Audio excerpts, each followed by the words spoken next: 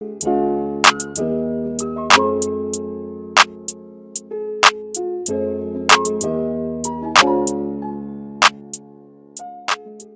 right, today, ladies and gentlemen, we are here with Miss Marshae Brown. And so Marshae is a mother, a wife, an entrepreneur, and the author of Master Your Taxes. And so today, we're just going to have a conversation today about your journey, some of the things that you've gone through and things of that nature. And so I want to start off by saying I've been knowing you for over 10 years. Over 10 years. I remember you starting out as a volunteer Yep. and moving on to being a full-time employee. Yes. And doing some great things. I watched you grow. Thank I you. watched you grow. We had conversation before about Yes. some of your goals and things of that nature, and it inspired me because of your age.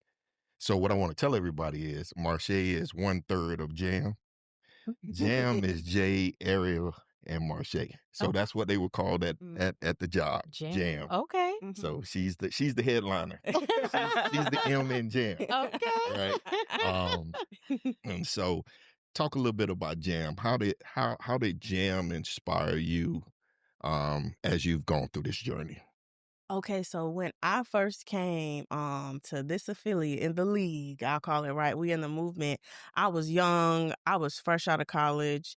It was the recession. Obama was in office. It wasn't no jobs, right? And so I was like, I got this degree. I'm smart. I should be able to go anywhere. Life hit you, right? Reality. And so I had a really good friend in college who introduced me to a mutual friend, and she was a career coach, and she was like, hey, listen, you have skills, you have things to offer. Go down to an organization, a nonprofit, and intern or volunteer. And I was like, well, I don't have nothing to lose. I don't got no job, no way. That's right. Right. And so I came down there, eager and everything, came to the front desk, and the ladies were down there, the AARP ladies, and they were like, oh, this is great. We'll put you in touch with Miss Anderson, blah, blah, blah. The next day, Miss Anderson called me. She told me to come in the office, so what you want to do, Mr. Haynes, and what you want to be when you grow up? And I was just like, I just want to help people. I have this degree. I want to put it to use. And lo and behold, I started out, and within a few weeks, I had a job. Like, I was literally just thrown into it, right? Right. No experience, no nothing, just kind of picking up where the last person left off. And I just had to use those millennial antenna skills, as I call them. I feel like millennials, we're one of the last generations who just like make it happen, right? I don't know what I'm going to do, but I'm going to figure it out. And so I was probably like the youngest person there at the time. And then shortly after, Jade, which is the J and Jam, came, also very near to my age. And then a friend of mine, Ariel, came. We're actually related, but that's a whole nother conversation. And so we were just like young, fresh, trying to get the job done, doing what we had to do, and then we became Jam because we became very close. Okay. We worked on a lot of similar projects. We were under Mr. Mike for New Lights and UYEP and things of that nature. And so we just kind of clicked, and we became Jam. We became like the little stars, like the baby of the Urban League crew. And it was magical. Like, it was amazing, like, to meet other young ladies and young people who are at your same level, trying to do their best in life. We weren't all doing the same things, but we all had, our sights set on just doing something and making something out of ourselves. Right. And we are all still friends to this day. Awesome. Yeah, and that was like over 10 years ago. All of them went their separate ways and left the league or whatever, but we all stayed close. I want to say they're like probably my closest friends. Wow, Yeah, that's so good. we've been in each other's weddings, those of us who got married, baby showers, all that kind of stuff. We've been there for each other. So that was the inspiration, just being young, not really having any experience to tether it to, just taking like your grit and what you have and just kind of making the best of it with a positive attitude. Right. So that's how I would describe Jam. Okay. Yeah. Okay. And I know Charlotte and Mr. Haynes leaned on you all quite a bit. Yes. And you all came with those fresh and new ideas. Y'all changed the culture. Yeah. Right. Yeah. And it was a good change. Some people are afraid of change. Some people don't like change, but change is necessary at times It is. to grow. It is to grow. And Yeah. so I remember you and I sat and had conversation, and you talked about some of your goals and different things, but somebody came along and swept you off your feet. And I remember having that conversation. I said, when I found out, I was like, yeah, we need to talk. You was Right? like, what's up? Yeah. And I wanted to make sure whatever was going on, you still were focused on your goals. Right. And so right. let's talk about being swept off your feet. What actually happened? How did it happen? Because you were so business driven. I would use that term. I was like, I was always like, I feel like I was always sharp. I was always trying to figure out what my next move was. I always kept an eye out for the league. So no, I said I fell in love with the movement. I didn't fall in love necessarily with an organization, right? What it represents. Like I remember being young, like knowing who Mark Morial was and the Urban League, like was a thing for me. And so it's really funny because prior to working here, there, I didn't know that affiliate existed. I'm gonna be honest with you. And so when I got there, I was immersed into this culture and things like that. And I feel like Mr. Haynes and Charlotte like really helped to allow me to just dream and be inspired and expose me to so much. Right? Like that's the first time I really ever was traveling for work, like to different states and conferences and meeting all these beautiful Black people who were empowered and just doing really good things. Okay, so I was all for that. I always kept my ear and eye to the league, but I was trying to get out of there. I was trying to get in the PhD program. I was, I had went through that route. Again, they were supportive. Hey, whatever you do, if you need to do your research here, do your research here. You need us to write letters of recommendation. They were doing that. That didn't pan out, right? I tried. It didn't pan out. And so I'm there. I'm just like, okay, I'm here. What's my next move? Okay, figure out what I'm gonna do. Maybe some new program and things like that. I was dating at the time, but nothing really serious. And then this gentleman just appears, right? Out of nowhere. Like out of nowhere. Because again, we were the youngest people there at Urban League, like literally, right? So it was like no prospects. Everybody was like grown, right? And so he just like appears. She calling y'all old. Yeah, I take it. I'll take it. She It's calling okay. y'all old. Everybody was old enough to be like your big sister, uncle, auntie, daddy, mama. Like it was like that. Exactly. Right? And so it was all that. They were like an extended family for me. And so this young man just appears. And I was just like, you know how you meet somebody and they cool, but you just can't stand them? It was like that. I couldn't stand this man. He was always asking for help. Oh, well, I heard, a lot about what's going on and I'm new here and so-and-so told me to reach out to you. I'll be like, boy, what do you want? What you want today?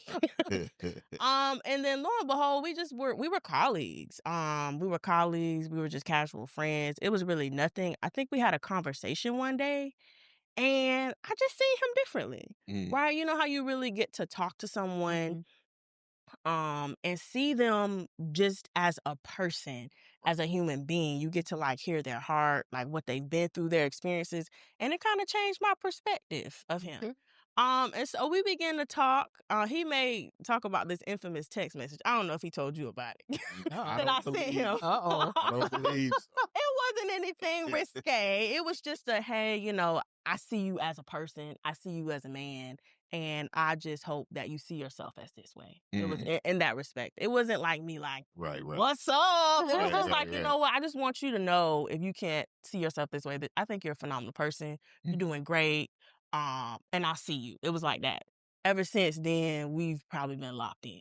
Okay. We've been locked in. That was probably around, I want to say like February of 2018. Yeah, because I think that was like the first date time. That was like the first date. We went on a date. Yeah, Valentine's was the first day. That was the first day. And then, and I know you and I had a conversation. You was like, huh? You going on a what? And we just kind of were really great together. I mean, he was a single dad, that was what it was. But that was one of the things that made me see him differently, like just being responsible.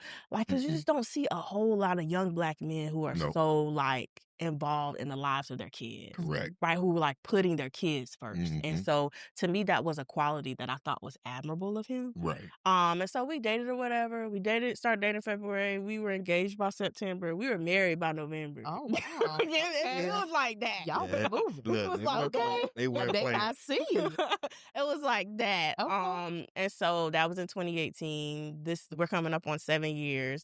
So being swept off your feet, for me, I don't say I fell in love. I feel like I grew in love because I feel like I've grown to respect and to love him in a different way. Yes, Right. it's romantic and it's butterflies, and I still feel the same way I felt about him, if not more back then. But Right. it wasn't like, oh, I'm so blind. Right. Oh, Right. I'm head over heels. I done hit my head. It wasn't like that. It was just like, wow, I see this person. I have these goals and aspirations for me. I feel like they have similar things. And maybe we can come together and do Right. something better. Mhm. So that's how I would That's describe how it it. went. Okay. Yeah. Awesome. So we had the marriage and everything. Next thing you know, you were pregnant. I was. Your first child. I was. That was the pandemic. That was hard, just for everyone, but especially like a nonprofit world. I mean, it was just like a whirlwind because you see doctors, you see nurses, they're essential workers, but are we essential workers?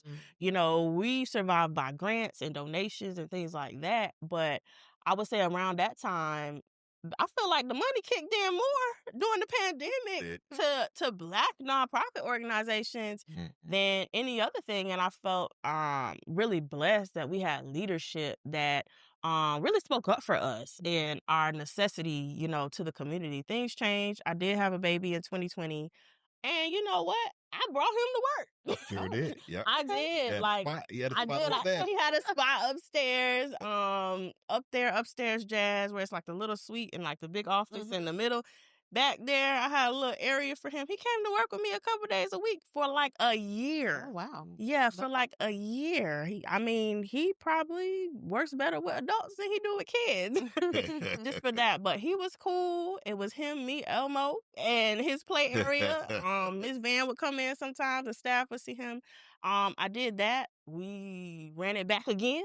Okay. A year later, 11 months and 30 days later, we had another one. I tried for a few months to bring 2, but that didn't work out. So we had to outsource the childcare. And then lastly, in 2023, end of 2023, I had my daughter, and so we're done. We're good. We're good on You kids. say y'all good. We good. We You sure? got 3 children, 5 and under. Yeah. We're good on children. So tell me how you balance that with being a working woman. How do you balance the motherhood part? It is really challenging. Like, I'm not even gonna lie. Like, I would hear stories about women and working mothers and mom guilt and all that kind of stuff, and you don't know till you're in it. That's one of the things that was hard for me because in my mind, I wanted to be like 100% there for my kids. I wanted to be their primary caregiver. But I had to realize if I'm working, even if they're there, I'm not paying attention to them. Right. And so that's a challenge I had to get over. Like, I'm still dealing with that to the point of, you know, he's almost 5. He's brilliant. Like, he multiplies in his head. He does division. He's a mathematician. He reads all these things. But I felt like the first few, like, he was working with me. Like, he's always been working. Right. Right. To the point of my kids like, Mama, you still on the laptop? Okay. And so I had to do a little bit of therapy. It was still in therapy for me to figure out, just because you're not personally caring for them, if they're with someone who's giving them 100% of attention, that's better than just because they're with you. If you're not giving them attention, and that's a disadvantage to them. Definitely. So that has been hard for me. And I've had to really rearrange my priorities because when you in the league, I know for me, just before when I was single, no kids, that became my life. Like, I was wrapped up in it, like to the point of I didn't realize I was a workaholic. Okay. It was nice. It was weekends. It was, you know, after work, like all of the time. And it was great. But when you have something that becomes more important, you have to like rearrange your life. You got to learn that balance. And that's something that I'm finally starting to realize, like, okay, it's nothing wrong with supporting the organization, but what are you going to build for yourself? Right. Right. And that's where this came in. Right. Like the whole idea of like, you know what? I'm helping all these people with businesses and careers. Well, maybe I can start my own business. Yeah. I ain't think about like, well, I got some skills too. There you go. There you go. Right. And so coming up out of that, coming off of the pandemic, having kids, I decided like I want to create something for myself. I just don't want to only build others' dreams. You know, my idea of collaboration is not just to work somewhere. Shoot, I want to be a donor. I want to partner. I want to collaborate. I want to be on that level. But if I'm stuck here, I'm never going to be there. There you go. Right. And so I use the skills I had. I have a business degree. I have an MBA. I have a finance degree. People always asking me about taxes and finances, and I just give them regular advice. Like, hey, this is what you should do. Do a little research. You know, these are reputable people. These are not reputable people. And I had an opportunity for someone came along and they were like, I know you're a notary because I've been a notary for years, but I know you're a notary. Have you thought about being a tax person? And when I think of like tax people, I think of like kind of scammy, like Okay. you know, Always trying to beat the system. Yeah. I just haven't heard the greatest stories. And so I was like, I don't know. I was like, I'm not a CPA. I have a degree, but I don't know. This girl was like, hey, I have this opportunity. Just try it out. And I tried it out, and I realized I liked it. I realized I liked it. I particularly liked helping small businesses really understand compliance, how to get yourself in order, and how to be ready to go out and get money and grow. And you can't do that if you're not doing your finances and your taxes right as a business and an individual. Like, that's one of the things you talk to anybody, they be like, oh, yeah. I gotta file them taxes. Yeah, that's right. That's that one thing no one can kind of get away from. And so that's where that business idea came from. Just me taking the opportunity, liking it. I decided to go out on my own. I left the young lady. Her and I are still friends. And I was like, you know, I can do this for myself. And I started small. I didn't have like hundreds of clients or anything, but my focus was quality. Like, what I found in the work that I do is a lot of people just don't know. Yeah. Right. It's not that they trying to scam the government. They're trying to just be raggedy, for lack of better words. They just don't know. And so I really pride myself with taking the time of explaining and educating people. Right. I tell people all the time, I'm not trying to make you a tax expert, right? I'm trying to make you an expert in your finances. You need to be the CEO of your life. You need to be the CEO of your business. And there's just some things you can't just hand off to other people. Right. Yeah. And I tell small businesses that all the time. Like I say, this is your financial report card for the year. This is your financial record. You know, if you go take this to a bank, you can't tell them, oh, I didn't know that lady put that in there. You can't tell them that. Yeah. Right. They're going to be like, well, this say you made XYZ dollars. Oh, I don't remember that. Right. You can't do that. Right. You have to be That's on top not of it. business. That's not savvy. And so that's really my passion. And you can probably hear it like coming up. That's my passion. Like, I just want people, I tell them all the time, this is your document. I said, don't sign anything if I haven't explained it to you. I said, you have the right, if you're paying someone to do a service for you, to ask them to explain it to you line by line. If you want me to go line by line with you on this tax return or these 20 pages, I will go line by line with you. Because I don't want you to leave me and be like, I don't know what she did. She just got me, you know, $10,000 back. I don't know what happened, right?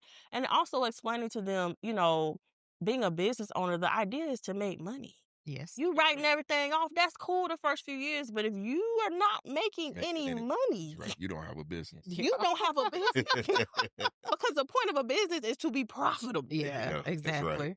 If you don't have a profit, you don't pay taxes. Right. So I said, it's paying taxes is not a bad thing. I said, now once you get to the point of where the money is increasing, now you can play the game. Now you can play the game of tax strategy. Now you can start paying your kids. Now you can start paying yourself in your business. Right. But you have to actually make money. You have to make money to People talking about all these things on YouTube. Clients come to me. I just be like, baby, you don't qualify for that. Right. I'm sorry. You're not making any money. You don't have any profit. I say, Donald Trump, I'm going to get too political on here, but at the end of the day, he had money to work with. Right? He wasn't just out there with $0 not paying. Right? He had strategy to work with. Before you can talk about that, you got to have something to bring to the table. That's right. So that's my passion. My philosophy is really to help businesses be educated.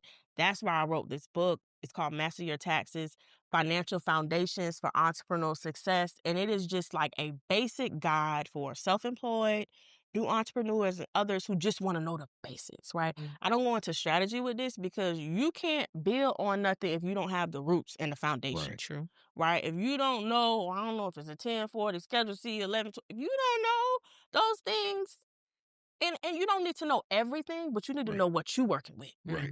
Okay, what kind of business do you have? What kind of tax form do you file? Do you have all the records? Do you know how much money you made over the years? If you call the IRS, I was on the phone with a client the other day. I had to call, I called for her. And they was just like, ma'am, they were talking to me. They were like, you can't talk for her. We need to hear her say it first before she can give you permission. And she didn't know what to say. Wow. Profitable business, making a lot of multi-six figures. Right. I say, you can't be in this position. Wow. Nah. You can't be in this position. And so my goal was to just help her, right? She really don't want to know about all that. And I understand some people just like, I don't want to know that. Right. But these are the things you do need to know.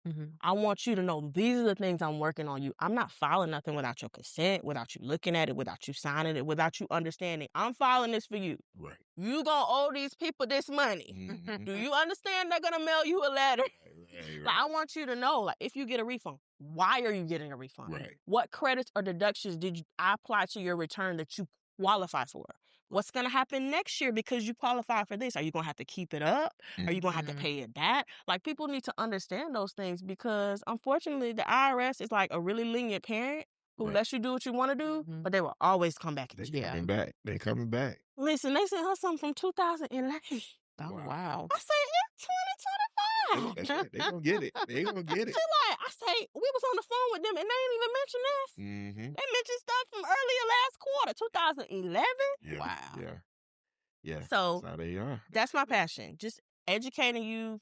You need to be an expert in your life and your business. And that's my main thing. I am working on book 2. And it's more so the personal side because I'm a finance major. So people ask me a lot of stuff about investments and retirement. And I'm not a certified financial planner or anything of that nature, but I know the basics, right? What is saving? What is investing? What is a Roth IRA? What is traditional IRA?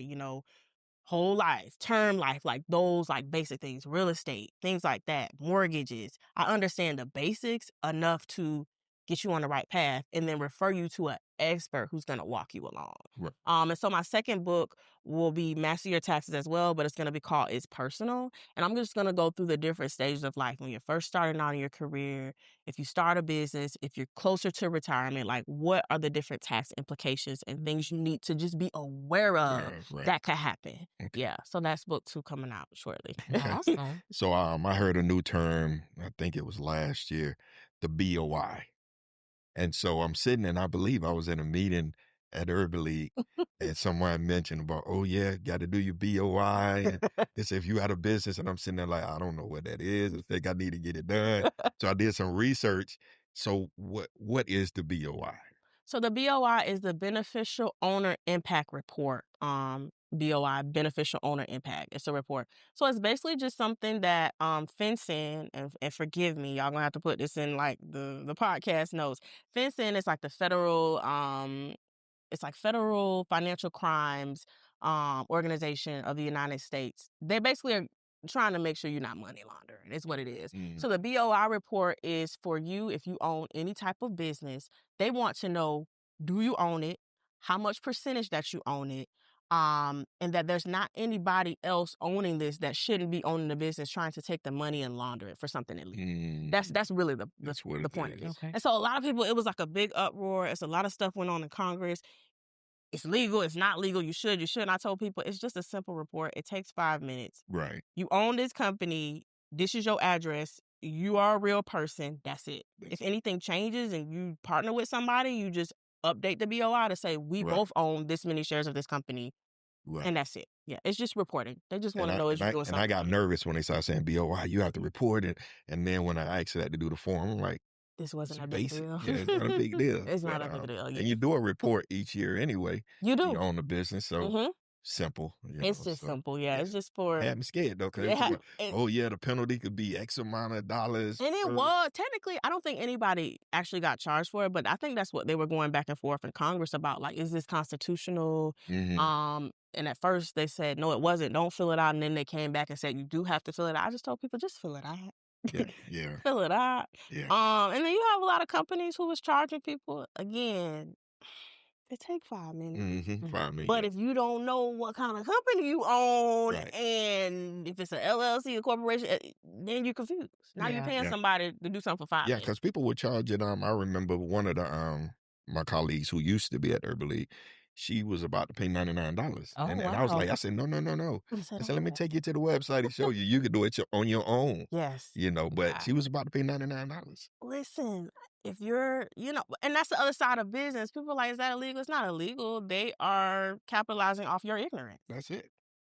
Just like everything else. It's like everything else. That's why I tell my clients, for most of them, I say, you can do this yourself.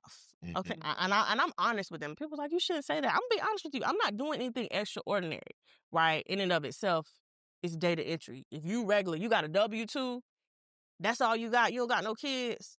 You could do this for free. Do it for free. However, you're coming to me because there may be something you don't know or you need an explanation. I offer different packages. I do tax returns. If you do your own tax, you just want a review, I'll look at it for you and let you know, hey, this is good. You need to change it. Things like that. I do amendments. I pretty much do it all, but I let them know at most times it's pretty regular. If you ain't really got no business, it's pretty regular. Like it's not. I just want you to know, this is a convenience. Right. Unless you got a business and it's complicated, this is a convenience. But there are things you have to know, right? And a little bit of research don't hurt. And I know people don't like to read no more, but YouTube. Right. That's it. That's where I go. Don't believe everything, but a little research. Right. ChatGPT. That's explain a little something to you, but. A lot of people have gotten lazy and don't want to do a lot of things now, so they want other people to do it for them. Yes. Many of them want that, but they don't want to pay the price that goes along with it. Exactly. Right, because you're paying for my time. Right. At this point, especially if it's something very, very simple, I'd much rather walk you through it. But if you want to pay me to do it, you're going to have to pay the price. Yeah. That's it. If you go to Jackson Hewitt, it may seem cheap, but they charging you for every little form. Right. Please believe. Right. I was just telling Jazz the other day, I'm reading a book by Jeezy. Okay. And he was talking about, he was in the game and the guy he learned from, and the guy said, my price is my price. Meaning, I ain't got time for all that you talking about. Yeah. This is how much it costs. This is what I need for you to pay me. Because if you keep giving breaks all the time, when you look down the line, you've given away so much. Whereas you're in business to make money. Absolutely. And it's okay to help people at times. Right. You can set that schedule to do that. It's like companies. Companies will say, we're going to do donations of this amount of money for the year. And people apply to get those dollars. But they don't go no further because they already know how much they're planning on making that year, what their profit is going to be. So it balances out for them. But some of us, and look, and I'm going to just say it, I'm guilty of some of that, just because of the type of person I am. Me too. But then I do understand where you're in business to make money. Yeah. You are in business to make money, and and for me that was difficult at first too, because some people come with a sob story, and then you have your friends and family. And I tell my friends and family off the get, I don't charge friends and family, because if I charge you, I'm gonna have to charge. Right. So there's a time and a place. Now you're gonna have to wait a little longer. Right. But so I can give you my time, because I'm not gonna shortchange you on the quality. Right. But I just don't charge them, because my price is my price, and you might get mad. But yeah, so like a lot of family members feel that you should give them a break because you're a family member, and you can have a family rate. It's okay. Yeah, you can have a friends and family rate, which I mostly do. Like a lot of times, especially if it's like older family members or whatever, I usually don't. And if they insist, I'm like, hey, I'll just give it to the kids. Like, you know what I'm saying? Or something like that. But usually if it's my friends and family who are like the real deal, they gonna pay me. Even if I give them a discount, like people like Jay, like I've done her taxes a few times. She's like, I'm finna pay you. Like, I'm not finna.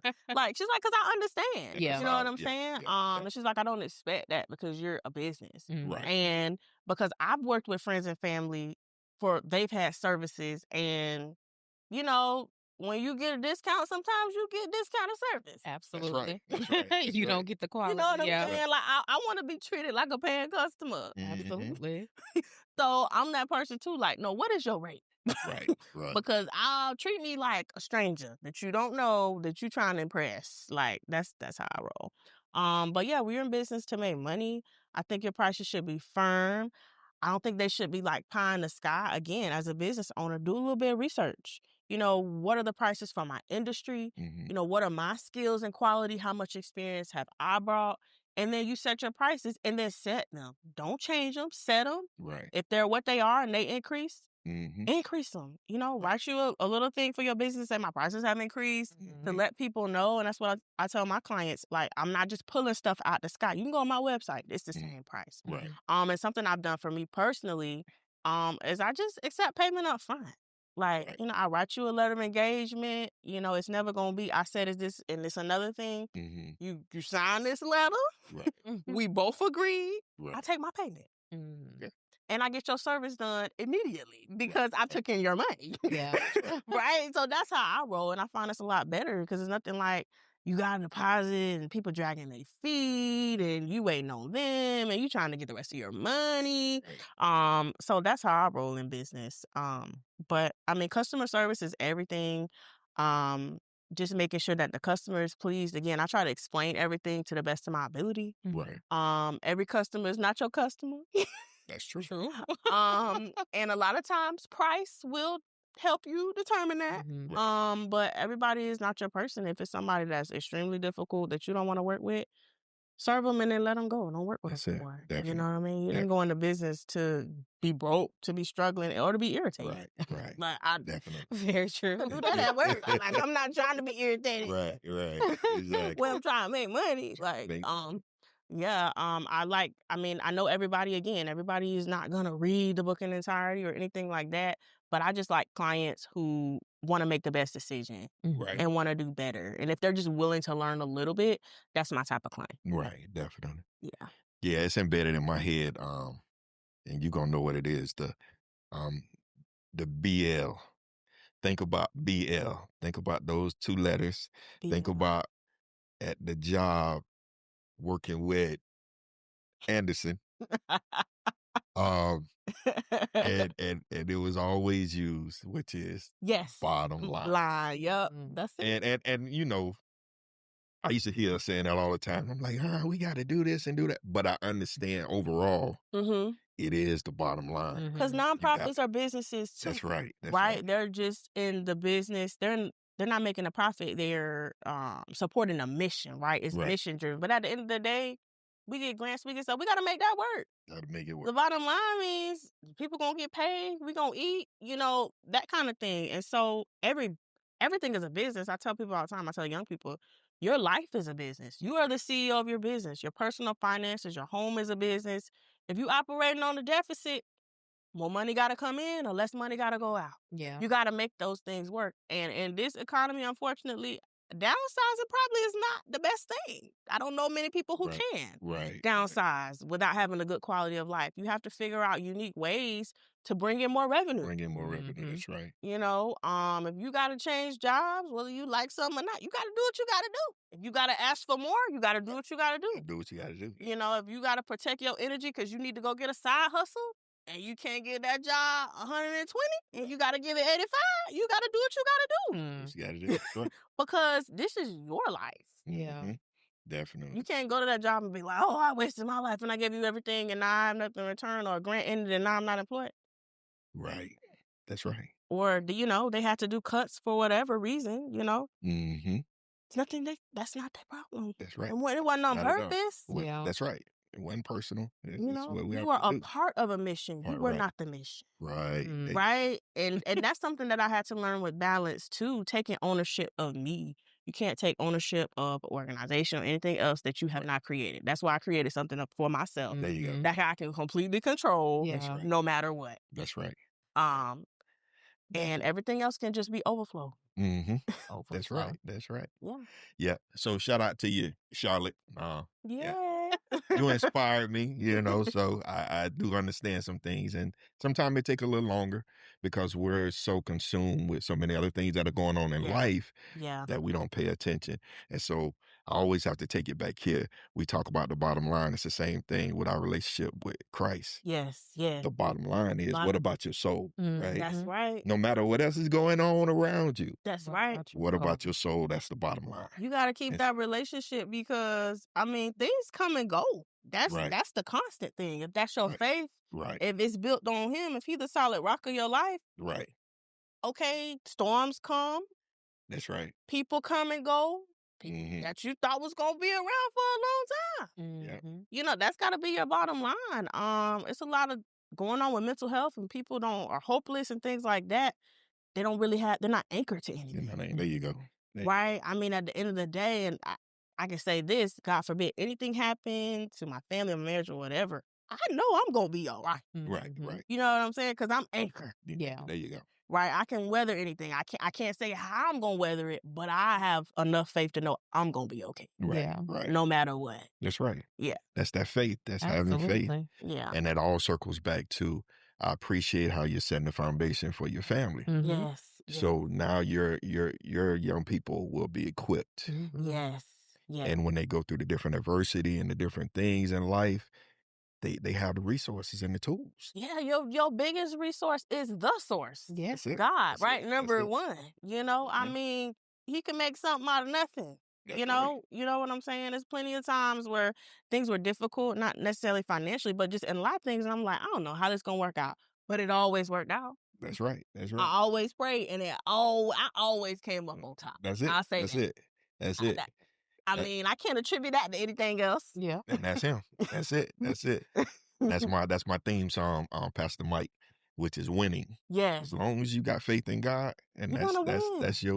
that's your ultimate source. Yes. Because there are other sources, Oh, of course. but he is the ultimate source. source. And if you shut that source off, everything else shuts down. It's gonna drive. There's nothing else that could go with it. It's from him. There you go. There I you mean, go. he's what they call the master. I don't know electricity that well, but I think he's like the power source. He Right? is He is the mainframe. He is the mainframe. But definitely. So I love having these type of conversations because, of course, it inspires someone else who's listening to the podcast and maybe going through some things, feel hopeless. Yeah, hopeless is a bad place to be, because if you don't got hope, I mean, you feel like it's over. Like people are, sorry to mention on here, people get suicidal because there is no other way. They feel hopeless. Hopeless, that's right. Right? But you don't have to be hopeless, because sometimes when things are nothing, that's a chance for things to start over. Right. Right? I know a lot of people are like scared. They don't want things to end. I mean, sometimes you have to start over. That's right. And that's hard, but I'd rather start over than to be, be in a situation I don't want to be in. I might not want to, but Right. But it may be necessary. it may be necessary. You might become the person you never thought you'd be. That makes us resilient people. It does. We know what to do. Yeah, we know what we need to do. You know what I mean? So like Tab said, if you can't have a good day, don't mess up nobody else. Don't mess up nobody else. That's right. That's right. Definitely. Yeah, that's very true. So, what's your website? My website for my business is www.forwardtaxes.net. Okay. All right. Forward Taxes. All right. Cool. And where can we find your book? You can find my book on Amazon.com. All right. As well as BarnesandNoble.com. I'm really proud of that. Yeah, easily available. You order it, it'll get shipped in 2 days. Awesome. Cool. I need to get your autograph in my book. Okay. You know what I'm saying? When you get on up there and start making that real big money, you be like, Sell it on eBay or something. You know what I'm saying? Like, look, I got it. That's right. But no, I appreciate you coming on the podcast. Thank you so much for having me. I really valuable appreciate it. information Absolutely. that we shared today. Yeah. Thank you so much. Thank you so much. All right. Thank Forward you. Taxes.